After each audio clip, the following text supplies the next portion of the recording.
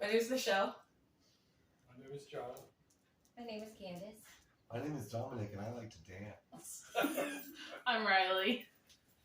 All right, thank you guys for being here, and especially Dominic. All right, so today we're going to talk about cod pieces, which are coverings and sheets that cover the penis in the Renaissance era. Cod is actually slang for scrotum, which is where that comes from. They started in the 1400s and continued throughout the 1600s. They existed in many different countries and in many different forms all across Europe. We know most of what we know from the paintings in that era and the fancy little things that they had on them. And the most famous example is King Henry VIII, which we will get back to. So they had many different reasons and purposes for them. There was a pocket, which they put oranges in, which is more fun. There were metal ones for battle armor. They could be used to help contain the treatment for syphilis. They could hide syphilis, and they could emphasize virility and masculinity while also embracing modesty. So regarding syphilis, it was very common at the time, and a lot of the treatment was used using cinnabar, which is red and orange hued form of mercury. And because of that, it could stain the wrappings that were put around the genitals. And in that, they needed the cod piece to cover up both any leakage that got onto the wraps, so they were often red colored, and they needed it to hide the extra wrappings as a form of basically not advertising that they had syphilis. It was very heavily discriminated against, kind of like the AIDS epidemic in the 80s.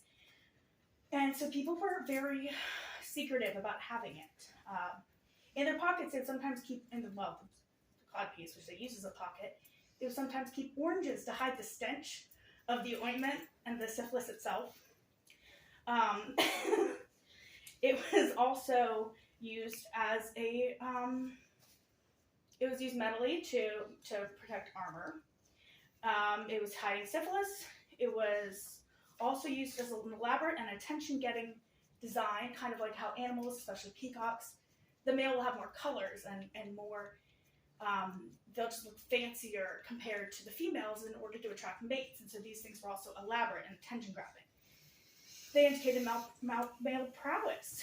And they were also modest. So as the 1400s and 1500s developed, the shirt shortened on men, and that left some of the genitalia area exposed in their stockings, and so they used the cod pieces to offer more coverage. So I mentioned King Henry VIII earlier being a very famous example. There is actually his tournament armor is held at the Tower of London, and especially in the 18th century, women would go there and stick pins in the armor in hopes of increasing their fertility. And they were primarily hoping for baby boys. So in that, it was interesting because he really didn't have many babies. I mean, he had babies, but they didn't really last beyond infancy, and the ones that did really weren't healthy. And so today, the way that this is applicable in the cups and sports and things, and they're made of plastic, and plastic didn't exist at the time of the cod piece, but now that they do, the same sort of concept applies of covering up the genitals that they did in the time of the cod piece. And with that, thank you all for being here. I am going to go not talk anymore. We're done with that. And everybody's still here.